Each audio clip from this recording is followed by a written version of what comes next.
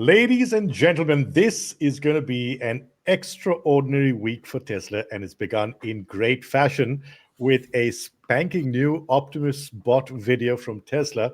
I've got Scott Walter and Gustav Andersson with me to break it all down. We've got rock, paper, and scissors back for your viewing pleasure.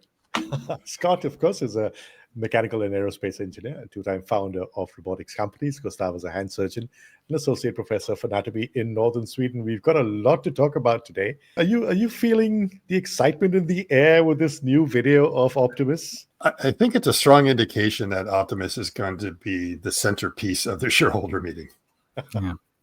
Yeah. It feels like they're speeding up. There's been a hiatus or a vacuum of Optimus videos and news, and maybe not so much news in this one compared to previous videos, but at least it's out and about. Yeah, so there's so much to talk about with this video. We heard a voice. Is that Optimus's voice, or is that a voiceover? That's a voiceover. So okay. I think everything here is well choreographed. Someone put together the whole storyboard, what they want to say, figure out what they want Optimus to do, and obviously went to different locations. Probably the other thing we want to say is that majority of this is just the Optimus Gen-2 bot. So the bot you're seeing there, which is black in color, that is the Gen-2 bot, just painted black. That was sort of a design choice for the diner. So basically what you see on the chest, rather than seeing Tesla there, you're seeing what is the logo for the Tesla diner. Right. But everything else, so basically it's the same as the white bot. So basically one is like the Sith version and one is the Stormtrooper version. Okay, so they're all version 2, not even 2.5. Version 2, not even at the very end we see what is 2.5, the golden bot right there. Right. And this one we've seen before. Let's say we've seen pictures of this before. The one that we saw moving had a different forearm. This is the first time we've seen this one, which has shown up in several images actually moving. And I think we want to be very, very careful here. That forearm is more like a mock-up that they've just put on there. There's no indication that it is functioning at all. With a possible exception, I think they have the roll axis in there. But everything else, to me, that just looks like a glove that's on there because we never see the fingers move. We do see it do the Queen's wave, kind of. And that's about it. And then it's like, what's up with that elbow? That's not the final design. Absolutely not. I mean, it's got. Don't put your finger in there. It's got panel gaps, and the other thing, it looks like they duct tape something on top of the elbow there because you can kind of see that flap that kind of comes up and stuff like that. That tells me that it was just kind of slapped together, and not because you can see right there. That's just like what's going on there. I don't quite understand that. Now this is again the way we can tell this is a 2.5. Is we've seen other versions of the 2.5, which is on the pilot line. And it comes to the chest, right? And what we call like the bib torso. You can see how it goes up around the neck. And in those versions, it was completely white all the way around. Whereas the normal Gen 2 Optimus, you can see a clear line right along there between where they have the neck material. In that case, you can tell, they just painted the top of it flat black to kind of blend in. Yeah. I thought that's the same bot in the Sauna. This one. No. It's again. You can generally just go to the forearm and the hands. If it has hands and has the forearm in there, that's definitely the Gen 2 bot. And then you can double check by again looking at the chest line there. And it's just in the Sauna. So didn't the 2.5 also have like a grill down at the pelvis area? Yes, exactly. I think you'll see that's a little bit different there. So if we go into the other one, you might see that, ventilation has been moved to a different location in that. We'll have to take a quick peek at that because I didn't notice, but that's a good point. You're not going to see it there, and you'll see it on the golden bot.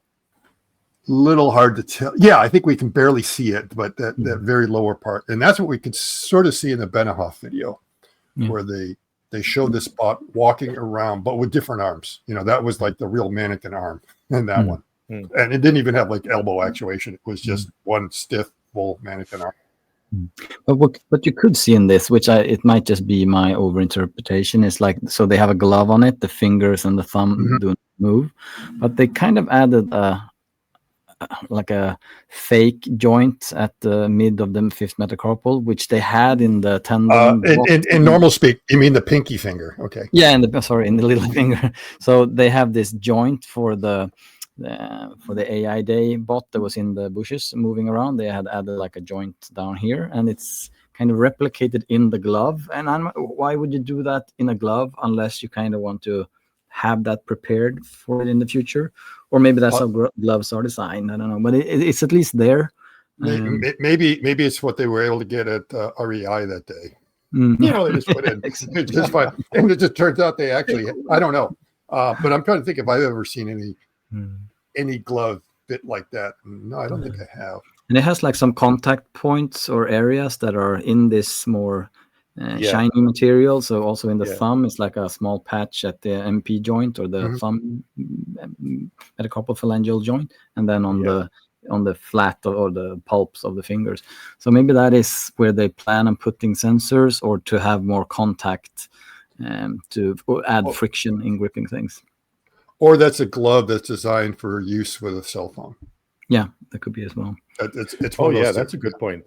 Yeah, to have the touch pads. No, I mean in general, when you buy a glove, your gloves do not work in cell phones. Again, they put special tips on them just so you can. Yeah. So we don't know if that glove is actually designed for them, or if it's just one they found at the local mall.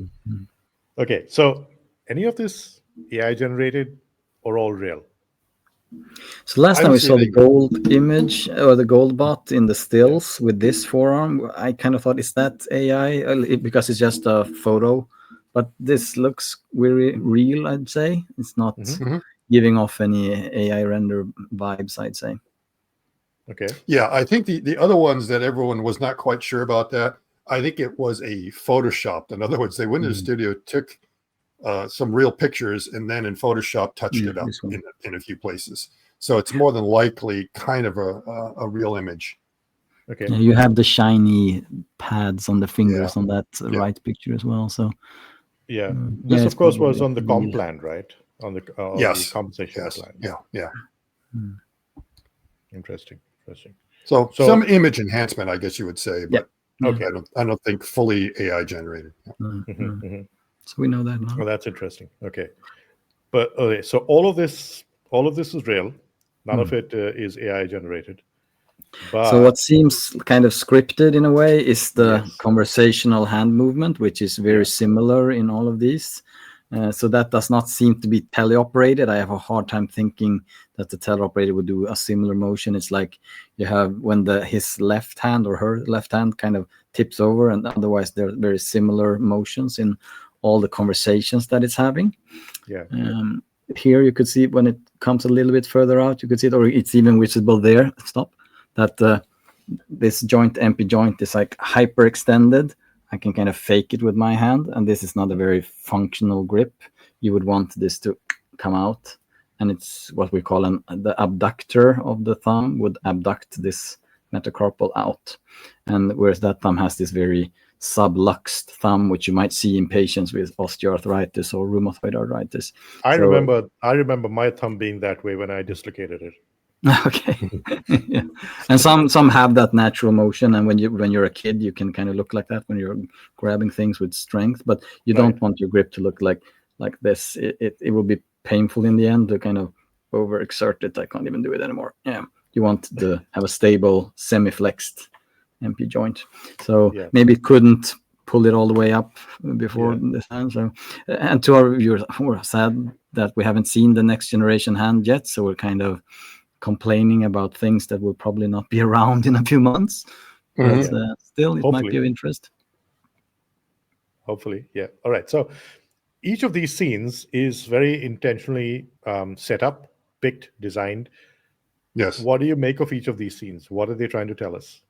This is at the beginning. This seems to be just the same generic workspace or office where we saw the Benioff video being recorded.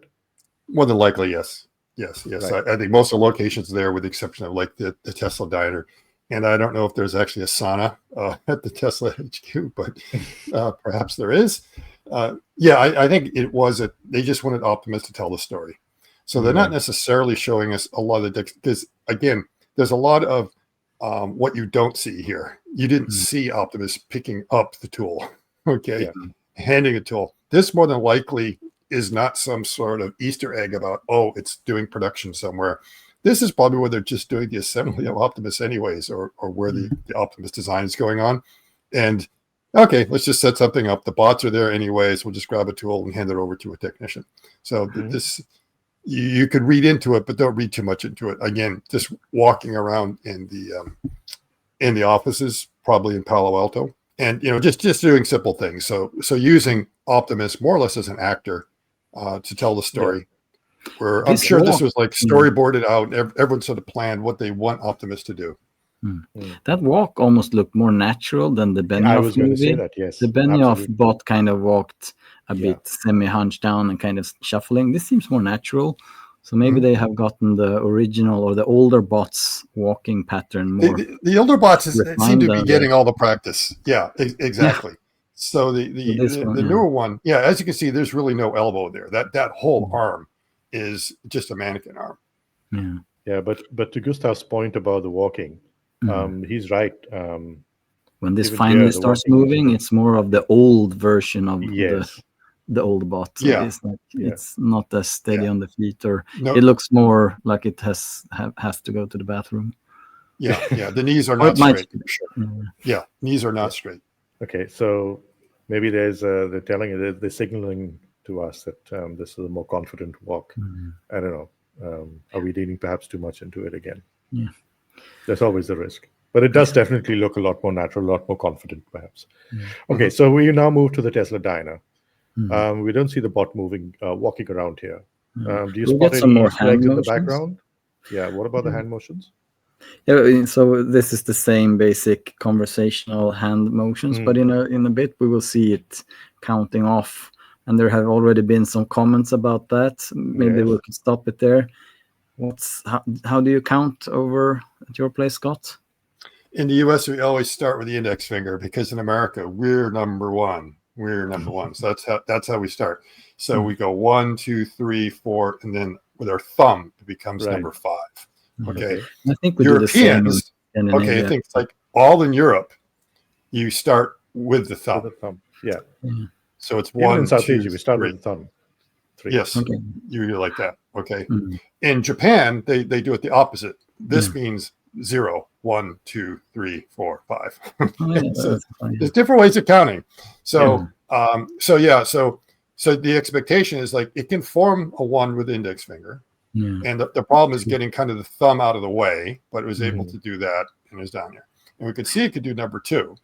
What I was surprised is it then didn't do number 3. But then chose to use the last one, to do kind of this and go like that for number 3. And my first reaction was that maybe they couldn't teleoperate reaching the little finger because they don't have the mobility. So instead of making the bot look really strange with the pinky, they kind of let's do this instead. But then my meme/conspiratorial part of me thought, haven't I seen this WP sign somewhere else? And I left it there, so you can Google it if you want. But it's also the OK sign.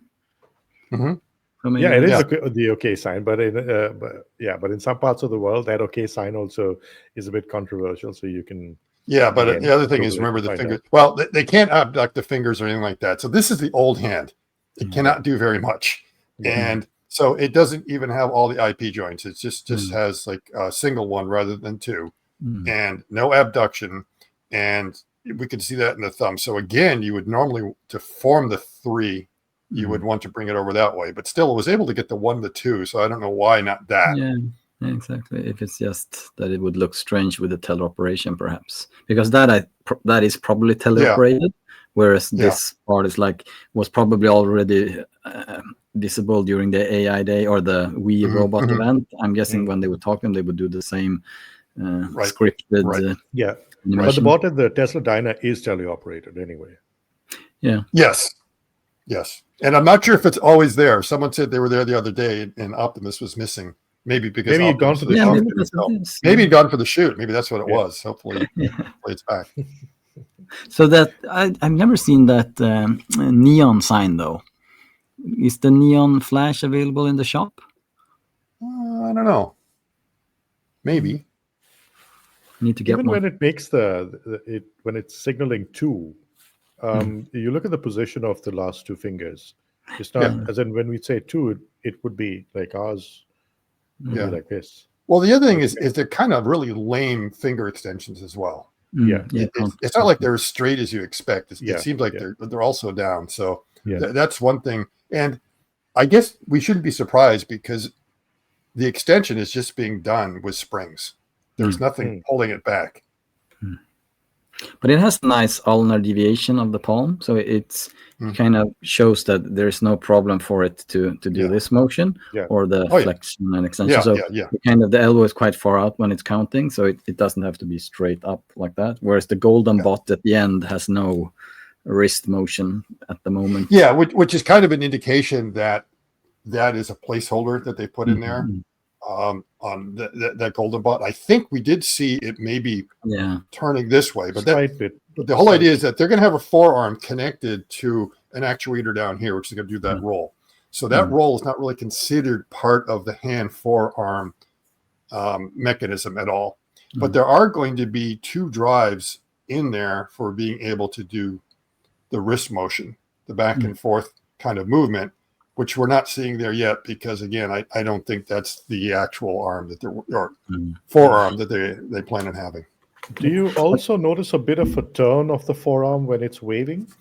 Yeah, exactly. That's down at the elbow. So if you look on there, you'll see there's like a line just a little bit above the elbow, and that's where the rotation is happening. So you can see where the two pieces come together. So that's kind of normal, is that right underneath the elbow, you have the wrist roll. And then the wrist is basically, you can consider it a two-DOF wrist as far as being able to handle this. And that's being done, what's called an SPU kind of mechanism. It's a spherical prismatic universal mechanism that's used for doing that movement. And those kind of mechanisms have really good range of motion in this direction, which would be kind of the pitching direction. And they have a little bit off to the side, but they don't have a great amount. So they might be like plus or minus 30 degrees, which is about what we're able to do. Now, we're not seeing the new design in there. We got a glimpse of the new design in that 22 DOF hand that we saw last year, and which we could see that they modified the design a little bit because the actuators that are coming out of the arm, they have to move around in order to make sure that the geometry works out. So as you're changing an angle, that means the tennis ball in any video, triangle, right? If you change the angle in any triangle, your other two angles have to change to compensate. Because remember, everything has to add up to 180 degrees. So yes. So what we're seeing is in the tennis ball catch, we aren't seeing exactly how the wrist mechanism is working. It's working kind of similar to on the other side. I did a video. Actually, I can bring it up, give you a minute or two. I can find the old mechanism that I had to show that design and exactly the way it works. So I will dig around and right now and see if I can find it. Yeah. But go ahead, keep chatting while I waste our time. This prismatic combustulator or whatever you called it, was that the original design with the pistons, or did they modify it for the tandem-based approach? They modified it. It's so it's still very similar. It's just that they changed where some of the joints go, where the spherical joints go, rather than being in the base, they kind of move them up. Yeah, but part of that whole problem with the tendon joints will be the fact that when you move your wrist, the tendons will slack, and you have to adapt the tension in all of them to have a good grip. Both in we as humans prefer to have a slightly extended wrist to tense up the muscles or stretch the muscles. That's where they are the strongest, but also to have a better running of the tendons. Whereas for them, they will have to calculate, when I'm in this position, the tendons are more slack, so we have to exert more force to get a grip. Whereas when the wrist in this position, there will be another one. And if it's slightly deviated, then the pinky will have a different tendon length than the pinky than the index finger. So that will introduce a lot of problems, I guess, but perhaps it can be compensated for with a very clever neural net. All right. And let me make sure I'm in this interaction mode. What we're seeing over here is the way the current Optimus works. Okay. And I want to just go ahead and make sure I can find the right link that I have to move. Oops. It's been a little while since I played with this mechanism. Okay. So here we can kind of see how that mechanism works. That you'll see that the motors these actuators around here are flopping around because they have to rotate at a point down here. So that's kind of what happens in getting the pitching of your wrist. The mechanism is working like that. What they've done in the new 22 DOF one is you have the same actuator down here, but you see what is this spherical Heim joint down here? It's like they moved it up here and they broke this link into two pieces. So now when you actuate it, whoops, and that's actuating too far there. Let me see if I'm grabbing this right. You are then able, and once again, I'm trying to find where my magic touch points are here. It goes back and forth like that. So you'll see the movement that this upper part of the link has to make to kind of compensate for keeping the structure together. Because basically, you have a triangle here, a point here that goes to a point there. That length is the same. And then the distance from here to here, that length is the same. What's changing is that hypotenuse, the length of that hypotenuse. And by doing that, that means the angles that all these things make have to sort of change. And that's why they moved it up there. That means this actuator does itself not have to move anymore. And that allows them to pack it in a little bit better.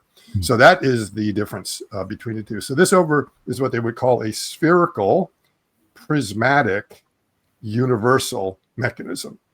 What a spherical means, you've got like a Heim joint down here, followed by a prismatic or translational link. And then you should be throwing in the next spherical link that you have here, but they forget about that. And then they call that a universal joint right there because you have 2 degrees of freedom that it can go about like a standard universal. So that brings the actuator closer to the point of movement, essentially. Yeah, so it might be a little bit further back here, but what I think it means is you don't have to worry about dealing with the fact that actuator is moving back and forth. You know, this big black section here just stays solid. And you can kind of pack the movement of this in a slightly better way through, you know, whatever coverings they're going to have there will fit in there a little bit better. And the other reason for doing this kind of design, and you know, I can rotate it around so we can kind of see it from different locations to get an idea, is that it gives you kind of a lot of space right in through here to route all of your tendons. Cables, tendons. Yes, and exactly. That's the reason for coming up with a mechanism like that, is to give you the ability to put it in there. And it looks like, I was lazy when I did it. I only put it on one side here. So, magician's trick. Just set up your views in such a way that no one can tell what's going on behind the scenes. Save the police. Yeah. Okay. Hopefully that helps. Thank you for that show and tell. Yeah, thank you. Yeah, absolutely. We love a show and tell here, don't we, Gustav? All right. So we've confirmed, or at least we think, that that's not Optimus's voice, and I can't play it out because there's music in the background and I'll get a strike. But we've confirmed that we think it's not Optimus's voice, although eventually I think you're going to have multimodality in the AI stack. Do you think, Scott and Gustav, at the Investor Day, we're all expecting Gen 3, at least one prototype or two of Gen 3 to be revealed? Do you think it'll have the voice modality? I'm not sure they will reveal Gen 3, actually. Oh, really? I hope they do, but I'm a bit skeptic. They probably just showed the golden bot with the mannequin hands. I'm not convinced that they are ready to show it. I think it was Herbert who kind of put forward that they won't show it until they're ready to really go for the start button. But I don't know. I heard Scott's friend Chris Camillo say that he thinks they will definitely have at least one, if not two, or more. Yeah, I mean, to me, it sort of depends upon this blurring of what is Gen 3 and whether it's what the golden bot. Exactly. I fully expect there'll be something like the Wii Robot event, that there will be at least the Gen 2.5s there doing some things, you know, probably serving drinks, maybe doing popcorn, possibly walking amongst the crowd. It's sort of hard to say. But teleoperated. But teleoperated. Maybe they have some voice control, but it seems like the voice actuation they're playing around with is in that newer version. And I'm wondering if they have like different chips in the two different versions. You know, the older one, maybe it's like an older architecture is able to do certain things, and now they have that like the AI4. So do you think AI4 is currently going into these bots? Yeah, probably. Yeah, man, I would think so. I'm not sure that they would have been able to run Grok on AI3. So AI4, they would probably be able to do that. The reason I don't think, and I kind of agree with Gustav, is that this is a shareholder event. This is not a product reveal at all. And they should kind of be on their own. The closest might be some teasing of what's coming up. You know, obviously, Optimus is going to be a center point of the whole discussion. There's going to be a lot of slides talking about it, the potential and everything else. Maybe there's a video kind of showing something, you know, just a little bit here and there. But I can't believe there would be a full-blown if it's just a video, reveal. it'll be rather underwhelming.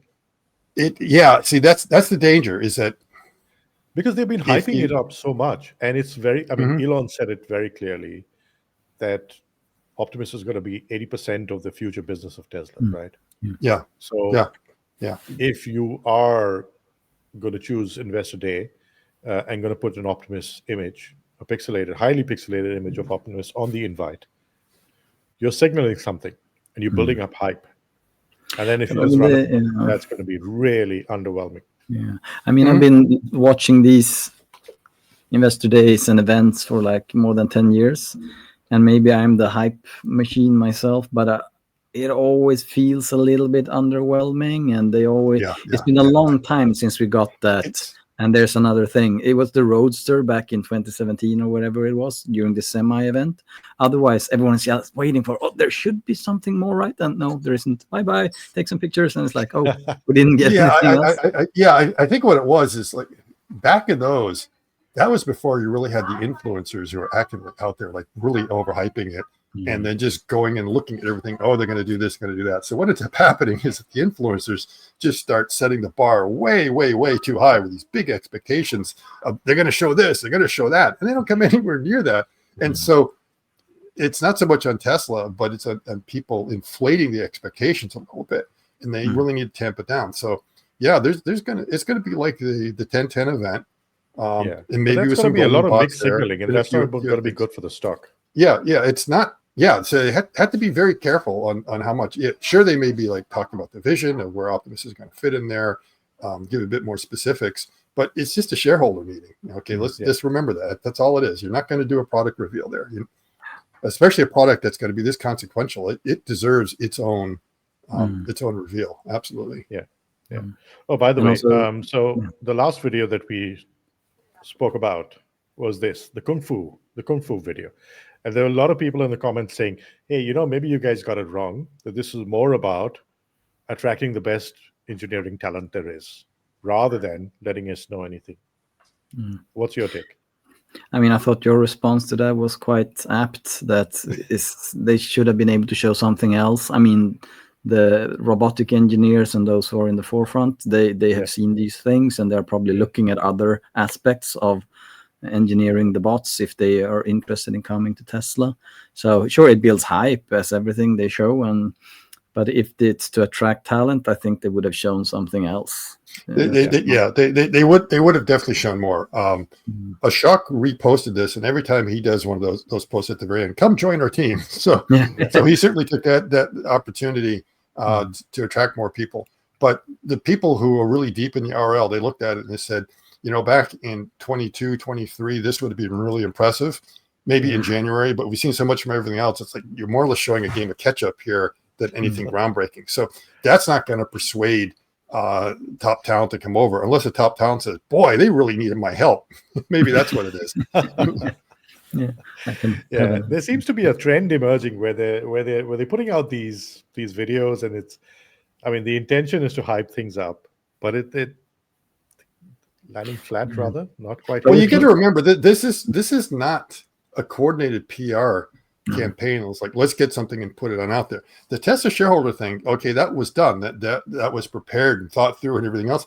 This is just Elon showing up and then shooting something on his phone and posting it. That's it. So don't read a whole lot of intent in it. Let's look at the kitchen scenes. because when they're in the house. So they show them in the office setting as in the warehouse. That's where we're gonna work, of course. But then they show them in the house as well, and there we come back to this old. What aren't they showing us? There's a whole lot of they don't pick up the phone. Yep. Don't pick up the hot dog. Yep. It's like it just happens.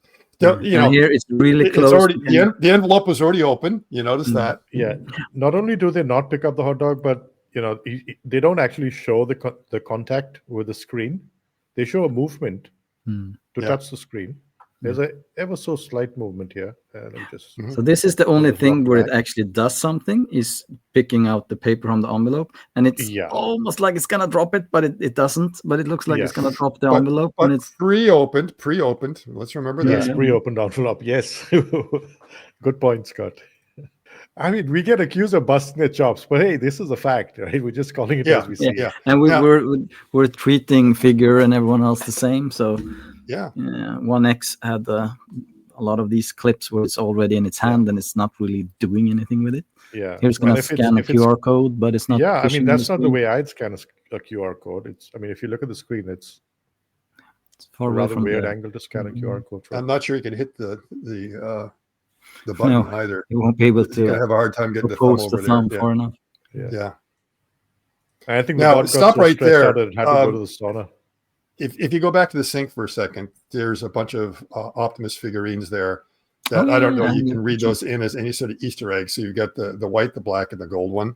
Oh yes. I don't think it's necessarily that any one of them is the V3. I didn't spot that. Someone else in the comments said, "Hey, is this V3?" And it's like, I'm not sure. And I'm not sure how they produce these things, where they're just 3D printed or something like that. But it's not that hard for someone to go over and just change the color. So you can probably take a couple. The one on the right there is maybe a the bit one on the slimmer. right.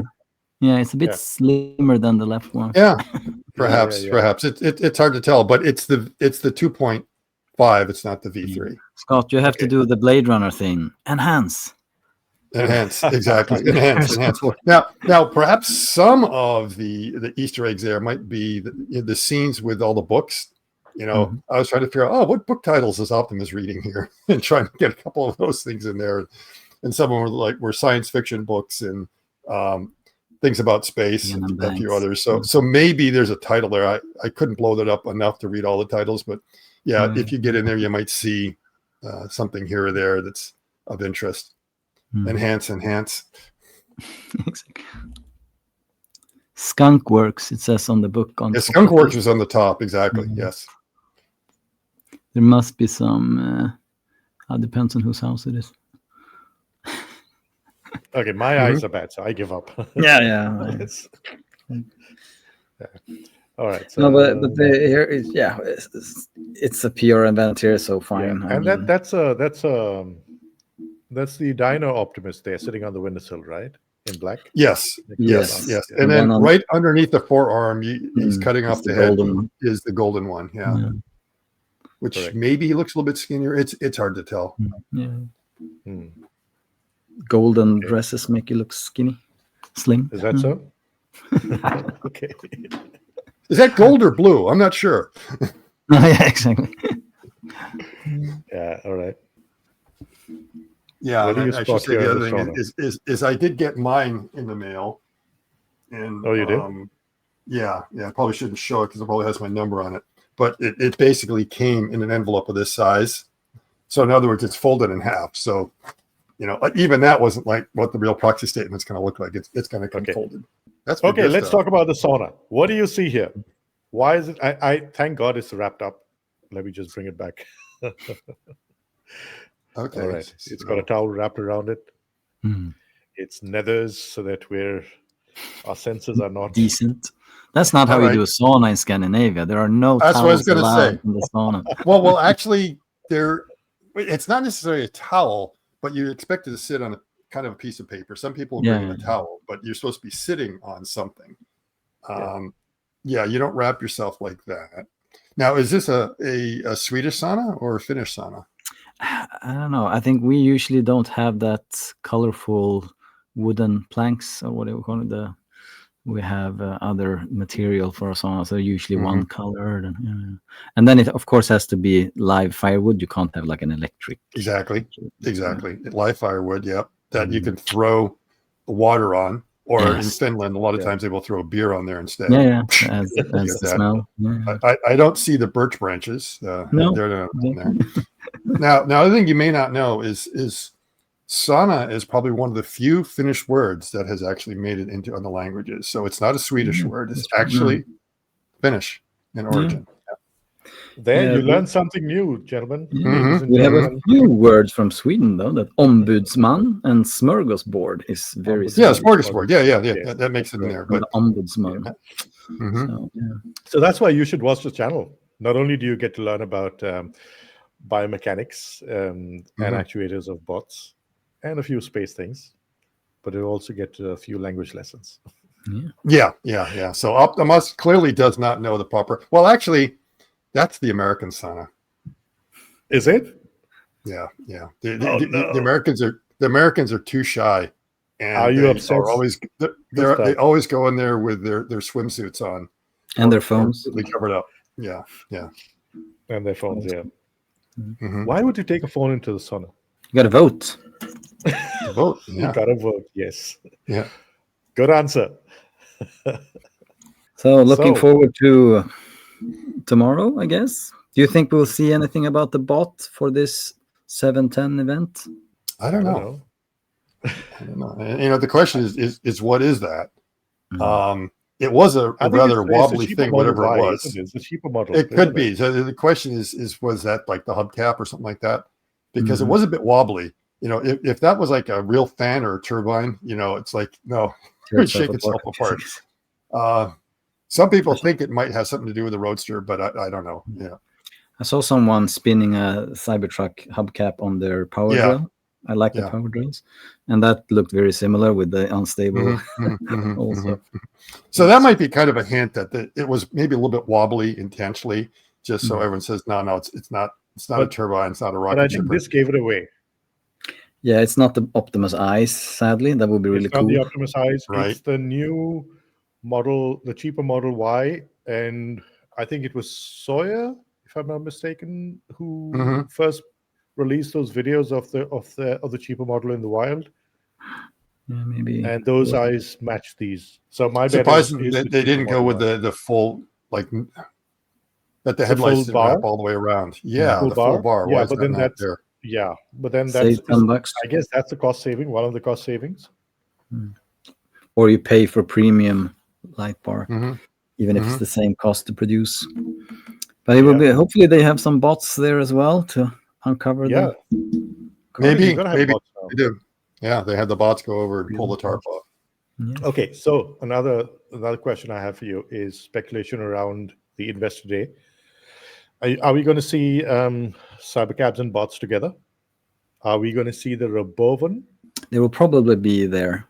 I mean, the bot seems to be, the whole video kind of wants to show off the bot, so I'm expecting there to be a few bots around. The Roboven and the cybercab are probably there too, or cybertaxi. Well, I think this would give you kind of an idea that when you get the shareholder notice that comes in the mail, obviously they show Optimus down there. They also show Roboven up there.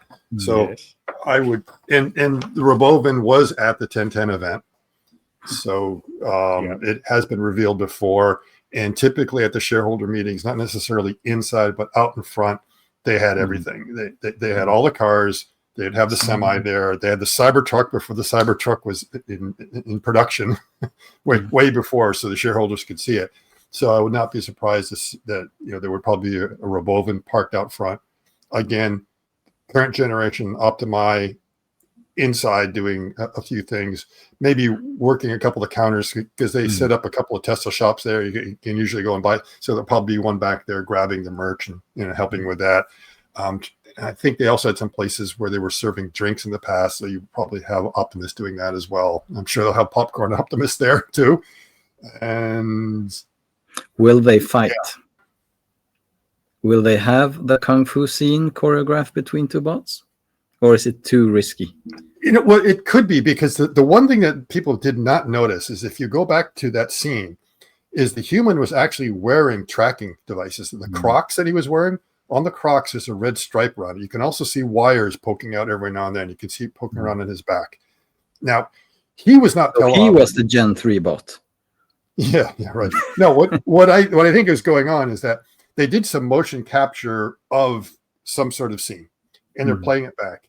And you remember, there's some speculation that whether Optimus would be calling some things up or just kind of ad-libbing.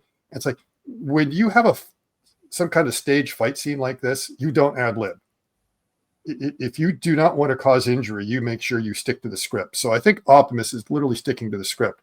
And what they may want to do is like, okay, we want to get a second Optimus to actually go ahead and do the batting, like you say. So that would make sense, is that they're running it through right here, and now they're motion capturing on him on what the parrying should be with whatever the thrusts are that the first Optimus is doing. So that's possible that they will have some sort of scene like that set up. Call it. You heard it here first. Yeah. I mean, you can clearly see, you can zoom in, especially when he steps on the red carpet over there. You know, there's an instant there where it suddenly, the wires just poked out right there. And you do a real close up on those Crocs, and absolutely, that might be why he's wearing them, is because they're pre-fit with the trackers that they need to have. And I think also in his hands and everything else, there's some other kit. Yeah. Will be interesting. And it'll tell us something about the trackers they're using. Is it's possible they're like IMU based trackers, which are not very intrusive, as opposed to like the other kinds of motion capture tracking devices you may have. Yeah, maybe the whole clip was about his costume. It's their new teleoperating suit. Yeah, the new motion capture. Yeah. With a matching bandana. Yeah, you can see wires sticking out there as well. So it's like, if it was just to show a person sparring, you wouldn't need to have that. There's some other purpose going on there. This is another interesting post that I wanted to share with you guys. Let me just bring it up. There we go. And lo and behold, this is the Op Summit in Northwest Arkansas. Am I pronouncing it right? Or is it the UPS Summit 2025? But, I mean, there's something here. What do we see here? An Opticon.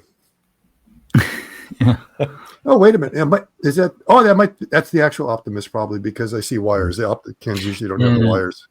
And there was a photo from the other side of this hangar where you see the Cybercab and Optimus in the background with archers flying machinery. Midnight aircraft, yeah. And I kind of thought, are they doing something together? But then I realized, it's from this summit. So perhaps they were just happening to be in the same. Yeah, I was pretty excited when you shared that. I was like, bits and pieces of the puzzle coming together. But then, a bit of a downer. Never mind. We keep looking for these Easter eggs everywhere, don't we? Yeah. All right, gentlemen. I guess that's it. It was great catching up with you. Short notice. Thank you so much, both of you, for taking the time. It's always fun to break down these Optimus videos. The hype is growing. Tesla really wants to hype this up. This is going to be a good week for Tesla. So let's see. Okay. Quick breaking news from Brett Adcock. Oh, tell me. Okay. This week, Figure has passed 5 months running on the BMW X3 body shop production line. We've been running 10 hours per day, every single day of production.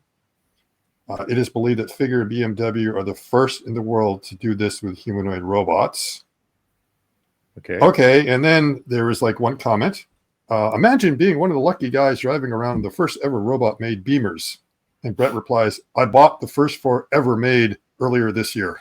Okay, so there you go. It's a little bit of an update on, and basically this is what I want to see. I don't want to see robot fight scenes. I want to see robots actually in the factory doing something. Yeah, absolutely. Balls in your court, Tesla. Well, gentlemen, that's it for today, I guess. Thank you so much, and Scott, especially for the little bit of breaking news at the end. Useful work. That's what bots are all about at the end of the day, isn't it? Let's just hope that we're going to see less of fluff and more of actual content, because I'm afraid, I get this feeling that Tesla's perhaps going to be guilty of overhyping everything as we run off to the end of this year. And that'll have implications for the stock. Let's hope not. All right. Thank you. Till next time. Okay. Yep.